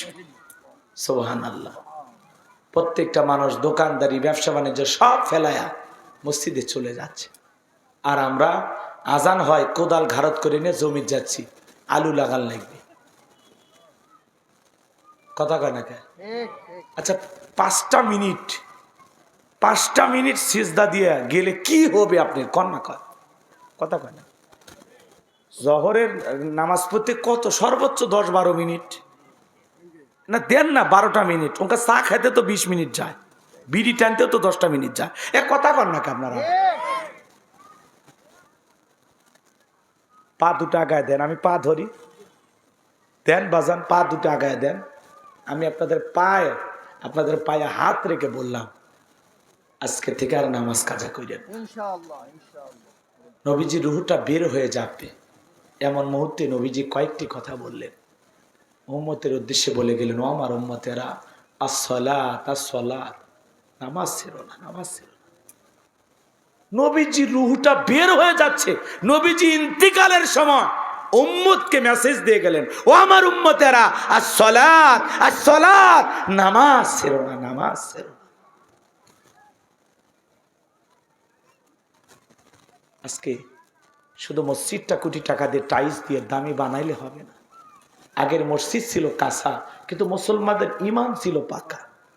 বর্তমানে মসজিদ হচ্ছে পাকা, মুসলমানদের ইমান হয়ে যাচ্ছে কাঁচা। আগেকার মানুষদের ছিল অভাব, বড় ভালো ছিল তাদের স্বভাব। বর্তমানে মানুষদের নাই কোনো অভাব, নষ্ট হয়ে গেছে চরিত্র আর স্বভাব। জবানের দাম নাই। আগের মানুষ যদি বলতে এই উত্তর পাড়ার এই জমি তো, ফিরেও তাকাইতেন, ওইদিক হয় পেশাবও করতো না। আর এখন দলিল করে দেও 3 বার বেড়া দিয়ে দখল করে, কয় তখন 10,000 টাকা ছিল, এখন 1 লাখ টাকা শত আরো দে। কথা হয় নাকি? হাই রে, সিটের বাটপার দিয়ে ভরে গেছে বাজান। রাগ করতেছেন আপনারা? তাহলে আল্লাহর রাস্তায় 5 ওয়াক্ত সালাত আদায় করবেন তো ইনশাআল্লাহ। তাহলে হাউজে কাউসারের পানি পান করতে গেলে 1 নাম্বার কাজ ফাসাল্লি লিরাব্বিকা, রবের উদ্দেশ্যে সালাত, নামাজ হবে আল্লাহর জন্য। কার জন্য? আল্লাহ। পড়বো তো ইনশাআল্লাহ। যেমন তেমন নামাজ না। ফাওয়াইলুল লিল মুসাল্লিন আল্লাযীনা হুম আন সালাতিহিম সাহুন। হতভাগা, দুর্ভাগা, কপাল পোড়া সে সমস্ত নামাজি যারা লোক দেখানোর উদ্দেশ্যে সালাত আদায় করে। লোক দেখানোর উদ্দেশ্যে সালাত বোঝেন না, ঠেকাত পড়ে বিয়ে বাড়িতে বেড়াবার গেছে, মসজিদে হঠাৎ করে গল্প করতে করতে আজান হচ্ছে, আল্লাহু আকবার, আল্লাহু আকবার। বিয়ে বলতেছে, বিয়ে আমি 3 বার হজ করছি, ত্রিপল হাজি, আমি জামাত ছাড়া নামাজ পড়ি না, আপনি থাকেন। আর ওইদিকে ছেলের যে বাপ আছে, মনে করেন উদাহরণ, ও করছে আমি তো ঠিক মতো নামাজই পড়ি না, কিন্তু বিয়ে মসজিদে যাচ্ছে, না গেলে তো। তখন বলতেছে, বিয়ে আমি হজ না করলে কি হবে, আমরা যে একেবারে পড়ি না তা না, মাঝে মাঝে একটু এদিক সেদিক হয়, চলেন নামাজেই যাই। মানে বেকায়দায় পড়ে পরিস্থিতি তাকে বাধ্য করছে নামাজ পড়ার জন্য। কথা বলে ঠিক কিনা? এইরকম না, এই নামাজে কোনো কাজে আসবে না, এই নামাজটা কোনো কাজে, নামাজ পড়া লাগবে আল্লাহর খুশির জন্য, বিয়েকে খুশি করার জন্য না। নেতা ভোটের আগে নামাজি সাজে, ওই নামাজে না। কথা বলেন? কয়েকটা ভোট পাওয়ার আগে নির্বাচনের ভাষণ দিতে দিতে যখন আজান হয় মসজিদে যায়, এক আসরের নামাজ 3 বার পড়ে। খেজুর গাছ দেখেও সালাম দেখ, আসসালামু আলাইকুম। চাঞ্চেরা কয় নেতা, এটা তো মানুষ নেটে খেজুর গাছ মনে করছে, আমি মানে নেতা বলতেছে, আমি মনে করছি এটাও একটা ভোটা। বোঝেন না? নির্বাচনের আগে এসে মাথা ঠিক থাকে না, তখন এসে টুপি দাড়ি মনে আসমান থেকে জিবরাইলের খালাতো ভাই এলাকায় ঘুরতেছে, আছে না না? ভোট নেওয়া শেষ, কোটটাই পরে ঘুরতেছে। নেতার গাড়ির সামনে জনগণ এখন গেলে, ভোটের আগে গেলে মানে গাড়ি আটকে আটকে গল্প করবি, আর নির্বাচনের পরে ওই গাড়ির ধার দিয়ে গেলে ওই ড্রাইভার কই পিছিয়ে থুয়ে যা। কথা কর নাকে, কথা কর নাকে, চিনবি না আপনার। আর আপনি 1.5 টাকার বিড়ি আর চা খায় স্লোগান দিচ্ছেন, বল্টু ভাইয়ের চরিত্র ফুলের মতো পবিত্র, নামাজ মানে 1 ওয়াক্ত, গাঁজা খায় 5 ওয়াক্ত, ঘুম চুরিতে পাকা পোক্ত, শয়তানের 1 নাম্বার ভক্ত, হুজুর যে জন্য খুবই শক্ত, সুচে খাই গরিবের রক্ত। কথা কয় নাকে? পোস্টারে লেখা আছে সেবা করার সুযোগ দিন, আসলে ওই জায়গায় সিরিয়াল লেখা লাগবি ধনী হওয়ার সুযোগ দিন। কথা কর নাকে? নির্বাচনের আগে সাইকেল কেনার টাকা নাই, সেই নেতা খালি কোনো মতো একটা দলীয় পদ পাইলে আর ছোটখাটো নেতা হলে ওর গাড়ি বাড়ি টাকার অভাব নাই। কথা কন, কথা কন, ঠিক বলছি? কয়েকদিন আগের ইতিহাসই তো দেখলাম, ঘুরলো রাস্তাঘাটে, এখন গাড়ি নিয়ে ঘুরিচ্ছে, আছে না নাই? কি এই 11-10 মাসে কি টাকা দিয়ে গেছে জিবরাইল? আমাদের তো পরিবর্তন হয় না, আপনাদের এত পরিবর্তন আসলো কোথা থেকে? পাইলেন কি? খনি পাইছেন? এ কথা কন না কে? সেদিন এক জায়গায় ওয়াজ করলাম, বলতে যে হুজুর এই যে বাজারটা দেখিচ্ছেন, এখান থেকে বর্তমানে এক নেতা আছে, উনি প্রত্যেক দিন 2 লাখ করে পাচ্ছে। কয় লাখ? 2 লাখ। কোন দলের বলার দরকার আছে? কি দরকার? খাওয়ার জন্য আল্লাহ দুনিয়াত বলে বেঁচে রাখছে। এই জন্য এই সমাজে পরিবর্তন আনা কঠিন বাজার, যতদিন পর্যন্ত আপনারা ভালো না হবেন। কথা কন না, আপনারা ভালো হলে জনগণ সৎ, নেতাও সৎ। জনগণ 1 নাম্বার, নেতা 1 নাম্বার। জনগণ 2 নাম্বার, নেতা হবি 6 নাম্বার। জনগণ সিটার, নেতা হবি বিশ্ব সিটার। অতএব আমরা আগে ভালো হই, ভালো মানুষকে আমরা সমাজের নেতা বানাবো। আগামীতে সৎযোগ্য নির্ভীক আল্লাহওয়ালাদেরকে সমাজের নেতা বানানো লাগবে। কথা বলে ঠিক কিনা? যাদের হাতে আমাদের দেশটা নিরাপদ, দেশের আমানত নিরাপদ, যারা দুর্নীতি করবে না। কথা বলেন। এই ছেলে কি হয়েছে? কি হয়েছে? কোন কথা খারাপ হয়েছে বাবা? কোন কথা খারাপ হয়েছে? তোমরা গল্প করতেছ? গল্প করে না মায় না, এদিকে শোনো। কষ্ট হচ্ছে? নেতার কথা বললে জলে? তোমরা কি সবাই নেতা নাকি? আমি তো জানি আপনারা শ্রোতা। এই প্যান্ডেলের ভিতরে যারা আছে সবাই কি শ্রোতা? এখানে নেতা নাই। পরে বাইরে যা নেতৃত্ব দেবেন, বিশাল নেতৃত্ব দেবেন, কোনো সমস্যা নেই। সম্মানিত ভাইয়েরা আমার, তাহলে নামাজের মতো আদায় করা লাগবে। পারবেন তো ইনশাআল্লাহ? আর কথা বাড়াবো না বাজান। 2 নাম্বার হলো অনহার। অনহার মানে কোরবানি করা, নিজের আমিত্বকে কোরবানি করা, অহংকারকে কোরবানি করা, নিজের ভিতরে থাকা পশুসুলভ আচরণকে কোরবানি করা, নিজের জন্য জানমাল কোরবানি করা, আল্লাহ রাব্বুল আলামিনকে খুশি করার জন্য সময়, জানমাল, অর্থকে কোরবানি করা, দেশের জন্য শহীদ আবু সাইদের মতো, মুগ্ধের মতো কোরবানি হওয়া। কথা বলেন ঠিক কিনা? ভালো করে বোঝার চেষ্টা করবেন বাজান। কোরবানি করা মানে খালি গরু ছাগল জবাই করে না। 7 জন একটা গরু ভাগে কেনে, 4 জন দড়ি ধরে টানে, পিছন থেকে 3 জন ঠেলে। এমন দুর্বল গরু, যেই গরুর উপরে বয়স্ক ভাতা ওয়াজিব, এমন গরু জবাই করলে কোরবানি হবে না। কোরবানি স্থান পর্যন্ত হাঁটে যাওয়ার শক্তি নেই, কোলে করে নিয়ে যায়। আছে না? না কথা কয় না, কথা কয়। হুজুর বলতেছে ভাই এরকম দুর্বল গাভী জবাই করা যাবে না। আল্লাহ বলেছেন তাসুরুন নাদিরিন, চমৎকার হুষ্টপুষ্ট দেখতে সুন্দর এমন একটা গাভী জবাই করা লাগবে। বলতেছে হুজুর উপরে হাড় দেখা গেলে ভিতরে গোস্ত সেট করা আছেন, আপনি খালি জব করে দেন তো। এত কথা কন কে? কথা বোঝেননি? কষ্ট হচ্ছে না? এরকম দুর্বল গরু জবাই করা যাবে না। শোনেন শোনেন, কুরবানির ওয়াজ আপনাদের মসজিদের ইমাম সাহেব করবেনি, আমি আজকে করব না কুরবানির ওয়াজ। খালি 3টা জিনিস আপনাদেরকে খেয়াল রাখতে বলতেছি, 3টা জিনিস। 1 নাম্বার শোনেন, যারা কুরবানি দেবেন, এই কুরবানি কার জন্য? কথা কন। আল্লাহর জন্য। কুরবানি দেবেন কার জন্য? আল্লাহর জন্য, আল্লাহকে রাজি খুশি করার জন্য। ভালো কথা কি বুঝতেছেন? কিন্তু অনেক মানুষ বলে কুরবানি না দিলে মানুষ সমাজে কি বলবে, কুরবানি না দিলে ছেলে মেয়ে মানুষের গোস্তের দিকে তাকিয়ে থাকবে, না এটা আমি সহ্য করতে পারবো না, প্রয়োজনে কিস্তি তুলে হলেও দিব। আছে না নাই? অনেকে বলে নতুন জামাই বাড়িতে গোস্ত না পাঠালে মান সম্মান থাকবে না, অতএব সুদের উপরে টাকা নিয়ে হলেও কুরবানি দেব। এরকম চিন্তা ভাবনা যারা কুরবানি দেবে, একজনের কুরবানি হবে না। কথা কয় না, কথা কয় না। আপনার কে বলেছে এভাবে কুরবানি দিতে? আপনার উপরে যদি কুরবানি ওয়াজিব হয় দেবেন, টাকা নাই তো কুরবানির কথাই নাই রে পাগলা। তোর এত চিনতে পারছে কে? কথা কয় না, কথা কয়। তোমার টাকা নাই দেওয়ার চিন্তাই বা। তোমার কে বলছে ঋণ কইরা কিস্তি তুইলা সুদ সেই টাকা দিয়ে কুরবানি দেবেন? আল্লাহ হেদায়েত দান করেন। এটা জোরে কর না আমিন। ছেলে মেয়ের গোস্ত খাওয়ানোর জন্য নয়। কুরবানি করা মানে কি? খালি গোস্ত খাওয়ার ধান্দা? কুরবানি করা মানে কি জানেন? ত্যাগ করা, স্যাক্রিফাইস করা, বিলিয়ে দেয়া, বন্টন করা। ভোগের নাম কুরবানি নয়, ত্যাগের নাম কুরবানি। নিজে না খাইয়া অন্যের মুখে হাসি ফুটানোর নাম কুরবানি। আর খালি ফ্রিজ ভরাচ্ছেন। আর হুজুরের কাছে মাসলা জিজ্ঞাসা করেন, কতদিন কুরবানির গোস্ত ফ্রিজে রেখে খাওয়া জায়েজ? হ্যাঁ, হুজুর তখন বলতে হয় যতদিন গোস্ত আছে। এই কুরবানির গোস্ত পরে কুরবানি পর্যন্ত নিয়ে যায়, আছে না? না, হাই রে মুসলমান। আবার অনেকে বড় সড়ো গরু কেনে, কুরবানির পরে ছেলে মেয়ের গোস্ত, মানে ওই গোস্ত দিয়ে ছেলে মেয়ের বিয়েও পারিয়ে দেয়। কি চিন্তা ভাবনা!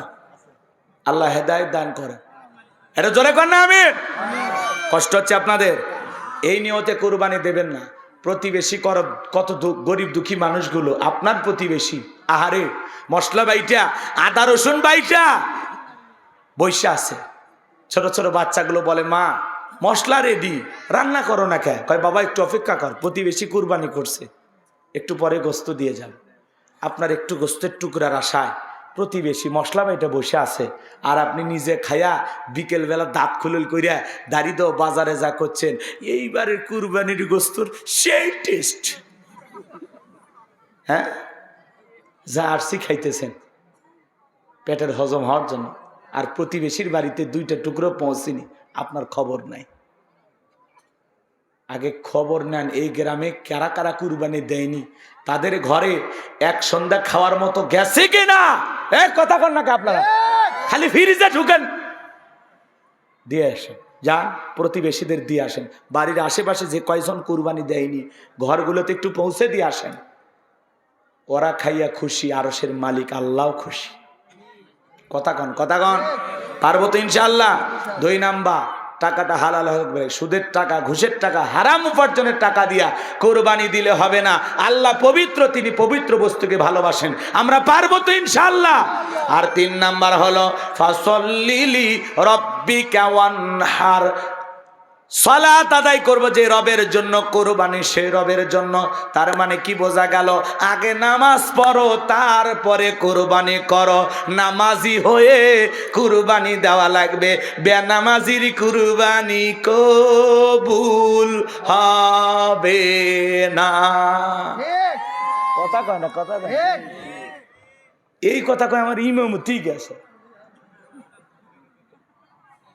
যেই কইছি বেনামাজির সাথে ভাগে কুরবানি দেবেন না। কোন সুদখোর, ঘুষখোর, আরাম উপার্জনকারী ব্যক্তির সাথে কুরবানি দেবেন না, না, না। মসজিদের বাইরে দেখি বেনামাজির আন্দোলন। কয় হুজুর এত বড় কথা বললো, বেনামাজির সাথে কুরবানি দেওয়া যাবে না। ঠিক আছে, আমরা বেনামাজি একদল হয় কুরবানি দেব, হুজুর থেকে জবাই, হুজুরের কাছ থেকে জবাই করেও নিব না। পরের সময় যাওয়ার আগে সেক্রেটারি ফোন দিয়ে করছে, হুজুর অবস্থা খারাপ, আর আইসেন না। কি কর? তাহলে বেনামাজিদের পাওয়ার আছে না নাই? আছে না? না, আল্লাহ ওদের হেদায়েত দান করুক। এখনো ফোন দিয়ে আফসোস করে, এখনো ফোন দিয়া আফসোস করে। এই জন্য বাজান, হক কথা আপনাকে বলাই লাগবে। কথা বলেন না কেন? তাহলে আমরা কোন বেনামাজির সাথে, সুদখোরের সাথে, ঘুষখোরের সাথে ভাগে কুরবানি দেব না। প্রয়োজনে একা একটা ভেড়া কিনে, ছাগল কিনে জবাই করবেন। আপনার ওই শোনেন, আপনার ওই গোস্ত, গরুর গোস্ত খাওয়ার আশায় কারোর সাথে ভাগ দেবেন না। যে আমি হাজি মানুষ, 2-3টা লোকের সাথে ভাগে দেওয়া লাগবে। কেউ নামাজ পড়ে না, কেউ বেনামাজি, কেউ হারামকো, এদের সাথে যে মিলেমিশে দিচ্ছেন, আপনার কুরবানি কবুল হবে? এক হাজি ধরছিলাম, কয় হুজুর ওদের টাকা ভেজাল থাকলে আমারটা ঠিক আছে, তা আপনারটা ঠিক আছে তো একাই দেন। তখন বলতেছে বাড়িতে কেউ খাসির গোস্ত খায় না, আছে না? তো আল্লাহ যেন আমাদের হেদায়েত দান করেন। এটা জোরে বলেন আমিন। তাহলে কুরবানি যারা দেবেন, 1 নাম্বার নিয়ত সহি, 2 নাম্বার টাকা হালাল, 3 নাম্বার নামাজি হয়ে কুরবানি দেব ইনশাআল্লাহ। 3 নাম্বার আয়াত, সর্বশেষ আয়াত, আল্লাহ রাব্বুল আলামিন বলেন, ইন্না শানিয়াকা হুয়াল আবতার। আল্লাহু আকবার। আমার আল্লাহ ডেকে বলে নবী, যারা আপনাকে লেজ কাটারির বংশ বলে আপনি কষ্ট মনের মধ্যে নেবেন না। ওই আবুল হাবুদ বা সাইবা ওদের বংশে বাতি জ্বালানো কেউ থাকবে না। নবী গো, আপনার ছেলে সন্তানগুলোকে আমি আল্লাহ পাক শিশুকালে নিয়েছে, জন্য কষ্ট মনের মধ্যে নেবেন না। এই পৃথিবীতে আপনাকে মহব্বত করা, আপনাকে ভালোবাসার কোটি কোটি রুহানি সন্তান পাঠাবো, যারা আপনার জন্য জীবন দিতে প্রস্তুত থাকবে। তাম পৃথিবীতে 700 কোটির উপরে মানুষ, এর মধ্যে 200 কোটি হলো মুসলমান। আমরা সবাই নবীজির রুহানি সন্তান।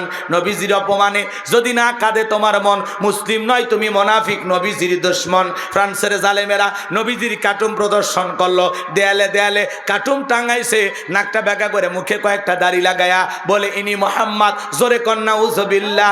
আমার নবী কি দেখতে কার্টুনের মতো? এই পৃথিবীর সবচাইতে সুন্দর মানুষটির নাম মোহাম্মদ রাসূলুল্লাহ সাল্লাল্লাহু আলাইহি ওয়াসাল্লাম। যে নবীর চরিত্রের সার্টিফিকেট আল্লাহ দিয়া বলেন ওয়া ইন্নাকা লাআলা খুলুকিন আযীম। আল্লাহ বলেন নবী গো, আপনি হলেন পুত পবিত্র মহান চরিত্রের অধিকারী। আজিম আরবিতে এমন একটি শব্দ যার গভীরতা মাপা যায় না। যে নবী 63 বছরের জিন্দেগিতে একটি মিথ্যা কথা বলেন নাই, এমন বিশ্ব রেকর্ড পৃথিবীর আর কোন নেতার আছে? সেই নবীকে নেতা মানতে রাজি আছেন? হে যুবক, সেই নবীকে আদর্শ মানতে রাজি আছো তো ইনশাআল্লাহ? আল্লাহ বলেন লাকাদ কানা লাকুম ফি রাসূলিল্লাহি উসওয়াতুন হাসানাহ, তোমাদের জন্য উত্তম আদর্শ আছে রাসূলের জিন্দেগির ভিতরে।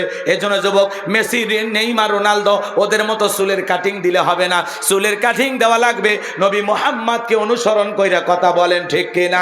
মেসি, নেইমার খ্রিস্টান, ওদের স্টাইলকে ফলো করলে ওরা জাহান্নামে যাবে, তোকেও জাহান্নামে নিয়ে যাবে। আর নবী মুহাম্মদকে আদর্শ মানলে নবী মুহাম্মদ তোমাকে জান্নাতে নিয়ে যাবে। নবীর আদর্শ নিজের জীবনে বাস্তবায়ন করলে নবীজির সুপারিশ প্রাপ্ত উম্মত হইয়া আমরা জান্নাতে যেতে পারবো। পারবো তো ইনশাআল্লাহ? আমার ভাইয়েরা, নবীকে গালি দিবে যারা, অবৈধ যার সন্তান তারা। ওয়ালিদ বিন মুগিরা নবীকে অকাত্য ভাষায় গালিগালাজ করে। আল্লাহ আয়াত নাজিল করে বলেন উতুল্লিম বাদা যালিকা জানিম। নবী গো, এই ওয়ালিদ বিন মুগিরা হলো পিতৃ পরিচয়হীন যার সন্তান, ওর জন্মের ঠিক নাই, আর জন্মের ঠিক নাই। ওয়ালিদ বিন মুগিরা বলে নবী, এত বড় কথা, আপনি থাকেন, আমি বাড়িতে যাই। এই বাহার ওয়ালিদ বিন মুগিরা তার বাড়িতে গেলেন। তার মায়ের নাম ছিল ঝর্ণা। বলে মা, করবি না কোনো তাল বাহানা, নবী মুহাম্মদ আমাকে বলেছেন উতুল্লিম বাদা যালিকা জানিম, আমি নাকি পিতৃ পরিচয়হীন যার সন্তান, আমার নাকি জন্মের ঠিক নাই। ওয়ালিদ বিন মুগিরার মা মনে মনে ভাবতেছে এই গোপন তত্ত্ব নবী জানলো কেমনে? নবী তো জানতেন না, নবীকে জানিয়ে দিয়েছেন তিনি কে? আল্লাহ। এইবার ওয়ালিদ বিন মুগিরার মা বলতেছে বাবা, আমার বয়স হয়ে গেছে, আমি মিথ্যা কথা বলবো না, এক ঠ্যাং কবরে গেছে, মিথ্যা বইলে কি লাভ? তোর বাবা ব্যবসা বাণিজ্যের কাজে এতটাই ব্যস্ত থাকতো, তোর বাবা ব্যবসা আছে না, টাকা আছে না, কিন্তু তোর মায়ের মন বোঝে না, সে যে কেন আসে না, কিছু ভালো লাগে না, এবার আসুক, তারে আমি মজা দেখাবো। কথা বলেন না কেন? দেখবেন কিছু ভাইয়েরা যখন বিদেশে থাকে, এলাকার দুষ্ট দেবরা ভাবি দরজায় যা স্লোগান দেয়, ভাবি ভাইয়া তোমার বর, আমি যে দেবর, ভেবে দেখো ভাবি কার কত দাবি, ভাই গেছে মালয়েশিয়ায়, আমি তো দেশে আসি। চান্স পাইলে ভাবির ঘরে ঢুকে বলে ভাবি আপনার যে চেহারা দেখে মনে হয় না যে আপনার বিয়ে হয়েছে, এই বিয়ে না হলে ভাবিটা কিসকারের বদমাইশ। কথা কন নাকি আপনারা? ভাবির অন্তরে যদি আল্লাহর ভয় থাকতো, ডেকে বলতো কুল্লিল মুমিনিনা ইয়াগুদ্দু মিন আবসারিহিম। আল্লাহ বলেছেন মুমিন পুরুষের দৃষ্টি থাকবে নিচের দিকে। আমাকে দেখার অধিকার তোর ভাইয়ের আছে, তোর জন্য আমাকে দেখা জায়েজ নাই, ঘর থেকে বের হয়ে যা। মা বোনদের আওয়াজ শুনতেছেন? মা, দুইটা পুরুষ হইতে 2 কিলোমিটার দূরে থাকবেন, একটা দেবর আর একটা দুলা ভাই। হাদিসের ভাষায় এদেরকে মৃত্যুতুল্য বলা হয়েছে, এরা বিষাক্ত সাপের চাইতেও ভয়ঙ্কর। কথা কন না কে? গোপনে গোপনে মা বোন হাজারো দেবর দুলা ভাইয়ের দ্বারা নির্যাতনের শিকার হয়, মুখ ফুটে বলতে পারে না। পারিবারিক জীবনে আমাদের এত সমস্যার পিছনে মূল যে কারণ, সেটা হলো পর্দা। কথা কন না? ঘরে কি পর্দা আছে? যুবতী শালী দুলা ভাইয়ের সাথে দেখা করতেছে, পর্দা নাই। আবার এমনও দুষ্ট দুলে ভাই আছে, শালি যদি একটু কথা না বলে বাড়ির যা বইয়ের ওপর গরম দেখায়, তোর বাপের বাড়িতে আমাকে যাবার খবর না, তোর বোনের কি হয়েছে রে, আমি গেছি, আমার সামনে আসে না, কথা বলে না, ভাব দেখায়। খবরদার, যারা এই ধরনের কথা বলবে এরা হলো লুচ্চা দুলে ভাই। কথা কর না কে? তো শালি সামনে আসা লাগবে কে? বউ আছে না? তোর কয়টা লাগে? বিয়ে করার একটা যা মজা টের ভাসে না। 2-3টা বিয়ে করব, পরে বুঝবো জীবনের জ্বালা কত। বইয়ের হাতে মার খাওয়া লাগবে। কথা কর না কে, কথা কর না কে? তোমার মায়ের পেটের বোনটাও যেমন, তোমার স্ত্রীর বোনটাও তেমন। তো কার দিক তাকাইছো? ডাইলগ মারো, বইয়ের সাথে শালি ফিরি, সাবানের সাথে হুইল ফিরি, ফাইজলামি করো না। এগুলো ডাইলগ দিয়ে ইসলাম চলে না বাজা, কথা কয় না কে? এগুলো বলা হবে না, ফিরে আসা লাগবে। এই দাদা নানা আছেন না আপনারা, আপনাদের যে নাতিন দুষ্টুমি করে কর না, এটা আমার ছোট বউ, এগুলো বলা যাবে না, খবরদার। আচ্ছা, আপনার যে ছেলে, সে একটা বাচ্চা জন্ম দিছে, ওইটা আপনার কে হয়? নাতনি না? এর সাথে কি আপনার বিয়ে জায়েজ আছে? তো আপনি কি বলতেছেন যেটা আমার ছোট বউ, ছোট গিন্নি, এগুলো বলেন কেন? আস্তাগফিরুল্লাহ। মজা করেও বলা যাবে না, কথা কর না কে? অবাক হচ্ছেন? ভুল করি না আমরা অনেক সময়, ফিরে আসা লাগে। এই তরুণ যুবক মা বোনেরা শুনে যান, এই সমাজকে যদি পরিবর্তন করতে যান, আমাদের বড় সমস্যা হলো বর্তমানে এই মোবাইল। এই মোবাইলের ওজন কম, কিন্তু মোবাইলের মাধ্যমে পাপের ওজনটা বেশি। আজকে মানুষকে পাপের কাছ থেকে কন্ট্রোল করা যাচ্ছে না এই মোবাইলের কারণে। কথা বলেন না কেন? ঘরে দরজা লাগায় একা একা যুবক যুবতী উল্টাপাল্টা ভিডিও দেখতেছে, আর মাথার তার ছিঁড়ে যাইতেছে। কথা বলবো এক লাইন, রাগ করবেন না তো? দেশে মোবাইল আইছে, চিঠি বন্ধ হইয়াছে, দিওয়ানা বানাইছে, পোলা মাইয়ার মনের কথা ভাসে বাতাসে। ও দেখো পোলা পানের মন বাদা ফেসবুকে এখন, মোবাইলে চ্যাটিং কইরা কাটায় সারাক্ষণ। এই মোবাইল পাইয়া দেখো মদনের মাইয়া, এই মোবাইল পাইয়া দেখো রমজানের মাইয়া কি কাণ্ড ঘটাইছে, স্বামী সংসার রাইখা নাকি পালায়া গেছে। 2 বাচ্চার মা, 4 বাচ্চার মা পরকীয়া প্রেম করে আর একটা ছেলের হাত ধরে পালিয়ে যায়। কথা বলে না কেন? যে নারী স্বামী রেখে সন্তান রেখে আর একটা পর পুরুষের হাত ধরে পালিয়ে যায়, ওটা নারী জাতির কলঙ্ক, ওটা ডাইনি রাক্ষসী মহিলা। কেমনে পারো মা স্বামী রেখা সন্তান রেখা আর একটা পর পুরুষের হাত ধরতে? কেমনে পারো? স্বামীর কথা কি মনে পড়লো না? বাচ্চাদের কথা কি তোর মনে থাকলো না? এ কথা কর না কে? বাড়ি জামালপুর চলে আসছে বগুড়ে, এসে একটা ছেলের বাড়িতে অনশন ধর্মঘাট করতেছে। বলতেছে মা তোমার বাড়ি কোথায়? কয় জামালপুর। এই গ্রামে? কয় বল্টু। কি করছে? কয় মোবাইলে 3 বছরের প্রেম। তো এখন কি সমস্যা? আমরা স্বামী স্ত্রীর মতো হোটেলে ছিলাম। আর কি? কয় এখন আমার পেটে 3 মাস। বল্টু আমার ফোন ধরে না, বিয়ে না করলে আমি আত্মহত্যা করে মারা যাব। তো মরে যাওয়াই উচিত। বিয়ের আগে কাম করছো কে? এ কথা কর না কে? পরকীয়া প্রেম কত অভিশাপ। এই যে রাজশাহী এক জজ, এই জজের বইয়ের সাথে নাকি একটা ছেলে পরকীয়া করত। ওই স্যাংরা যা তুল কালাম কাণ্ড করে ফেলে দিছে। বলতেছে আমি সুচিকে ছাড়া বাঁচবো না। লুসি না সুচি ওই মহিলার নাম, যাই হোক।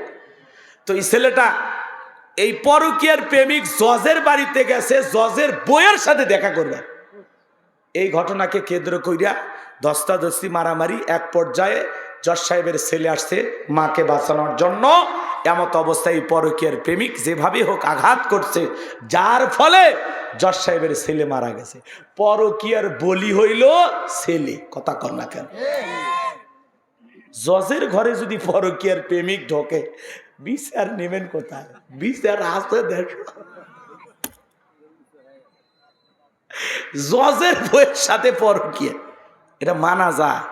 এ কথা কর না কে? কথা কর না কে? আমি হুজুর ওয়াজ করতেছি, আমার বউ যদি পরকীয়া করে তাহলে দুঃখ রাখবেন কোথায়?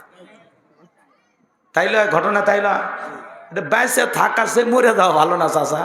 জজ সাহেব বিচার করে, রায় দেয়, হাজারো মানুষের তার কলমের খোসা দিয়ে তার রায় দিয়ে সমাধান হয়, অথচ তার স্ত্রী পরকে প্রেম করে, জজ সাহেব টেরই পায়নি যে আমার লুসি কার ঘরে গেছে, টেরই পায়। নামও কি লুসি, কার ঘরে যায় ফুলতেছে লুসি আল্লাহ ছাড়া কেউ জানে। হাই রে জীবন, রাগ করতেছেন নাকি বাজান? এই পরকীয়া একটা করোনা ভাইরাসের চাইতে বড় ভাইরাস। এই অভিশাপে হাজারো পরিবারে অশান্তি অশান্তি অশান্তি। আর এই পরকীয়ার দিক দিয়ে কারা এগিয়ে জানেন? 80% মহিলারা পরকীয়া করে, 20% পুরুষ। তার মানে কি নারীরাই এগিয়ে। কথা কন নাকি আপনারা? একটা নারী যদি চায় যে আমি আমার স্বামী ছাড়া পৃথিবীর কোনো পুরুষকে আমার জীবনে স্থান দেব না, তাম পৃথিবীর পুরুষেরা যুদ্ধ করেও ওই নারীর মন জয় করতে পারবে না। কথা বলে ঠিক? নারী যেরকম নরম ওই রকম গরম, ওই রকম কঠিন, ইচ্ছা করলে। কিন্তু অধিকাংশ নারীরা স্বামীর সাথে চা তাই ব্যবহার করে, স্বামীর সাথে একটু ভালোভাবে কথা হয় না, তো এজন্য পরপুরুষ দেখে রোমান্টিক সুর বের হয়। ভাইয়া কোথা থেকে বলছেন, আমাকে কেন ফোন দিয়েছেন? আমি তো মিস বিউটি, করতে চাই শয়তানের সাথে ডিউটি, আমি তোমার মতো পুরুষকে খুঁজছি। কি সুন্দর রোমান্টিক আলাপ পরপুরুষের সাথে। আর স্বামীর সাথে এ যাও তো, সরে যাও, বাজারত যাও, ভাল লাগে না, বাড়ির থেকে কম খালি ডিস্টার্ব করতেছে। হ্যাঁ,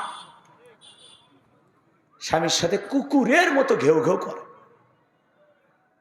তাও আমরা সহ্য করে মানিয়ে নিয়ে আসি, 2-3টা বাচ্চা আছে, থাক, কি কবু কহ, তাও থাক, পরকে করিসটা ভালো। আল্লাহ হেদায়েত দান করেন, জোরে কর না আমিন। কষ্ট হচ্ছে আপনাদের?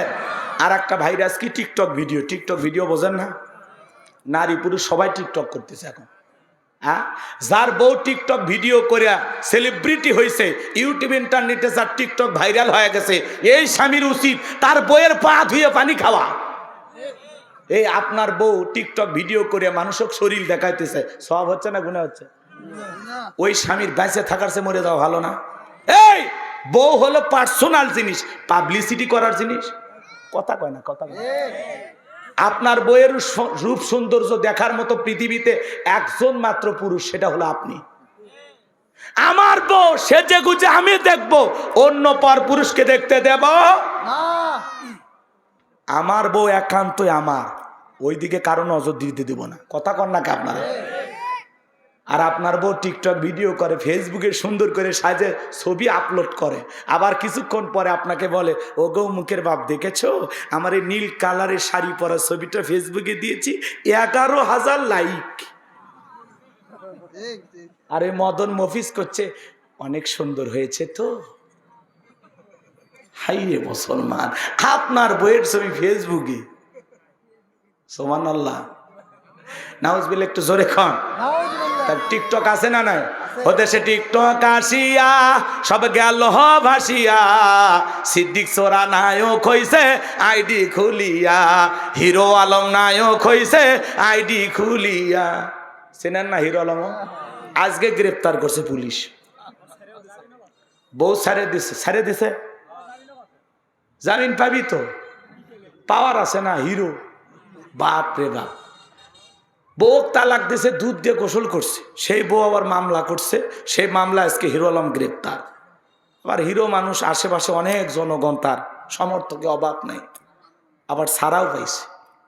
তাহলে এগুলো নাটক না, মানে দেশের একটা নিউজ হচ্ছে। কথা কয় নাকি? পাবলিসিটি হচ্ছে, প্রচার প্রসার হচ্ছে। এরা দুনিয়ার জন্মই গ্রহণ করছে খালি নিউজের শিরোনাম হওয়ার জন্য। এ কথা কন নাকি আপনারা? এই সমাজে টিকটক দিয়া ভাইরাল হয়ে গেছে। কথা কন ঠিক কিনা? এই মোবাইলে হাই কি জাদু আছে ভাই, পোলা পান বুঝাছে, পড়ালেখা তুইলা রাখছে সত্য মাকাশে। এখন অধিকাংশ সন্তানেরা পড়াশোনা করে না। এ বাজান লম্বা হবে, লম্বা করবো না। ওয়ালিদ বিন মুগিরার মা বলতেছে, বাবা রে ব্যবসা বাণিজ্যের কাজে তোর বাবা এতটাই ব্যস্ত থাকে, তোর বাবা ব্যবসা চেনে, টাকা চেনে, কিন্তু তোর মায়ের মন বোঝে না। সে যে কেন আসে না, কিছু ভালো লাগে না। এবার আসুক, তারে আমি মজা দেখাবো। বাড়ির আশেপাশে তোর চাচা ঘুর ঘুর করতেছিল, তারে দিয়ে ভালোবাসা বিনিময় করেছিলাম, তার ফলে তো জন্ম হয়েছে। নবী যে তথ্য দিয়েছে 100% সত্য। তোর বাপ তাকে জন্ম দেয় নাই, দিয়েছে তোর চাচাই। আজও পৃথিবীর জমিনে যারা নবীকে গালি দেবে, ওরা অবৈধ যারা সন্তান, ওরা বাস্টার্ড। কথা বলেন। তুমি আমারে গালি দাও, মাইনে নেব। আমার মাকে গালি দাও, মাইনে নেব। বাপকে গালি দাও, মাইনে নেব। আমার দলকে গালি দাও, মাইনে নেব। কিন্তু বিশ্বনবী হলেন আমাদের কলিজার টুকরা নবী। নবী কেন যদি কেউ কুরুচিপূর্ণ মন্তব্য করে, বাজে ভাষায় নবীকে গালিগালাজ করে, ওই নাস্তিক বা ইমানের বুকের উপরে চইরা ওর জিহ্বা টান দিয়ে ছিঁড়ে কুকুরকে খাওয়ায়া দেব। নবীর জন্য কারা কারা জীবন দিতে প্রস্তুত, হাত তুলে আল্লাহকে দেখান। আল্লাহ পাক আমাদের সবাইকে নবীর জন্য মোহাব্বত আর দরদ ভালোবাসা নিয়ে আমরা নবীর জন্য জীবন দিতে প্রস্তুত আছি তো ইনশাআল্লাহ। বিশ্ব নবীর অপমান সইবে না রে মুসলমান, বিশ্ব নবীর অপমান। আল্লাহ আমাদের কবুল করুন, জোরে বলুন আমিন। অনেক রাত হয়েছে ভাই, আর কথা বাড়ানো যাবে না, আর এক জায়গায় যেতে হবে, বুঝতে পারতেছেন। আরো কিছু কথা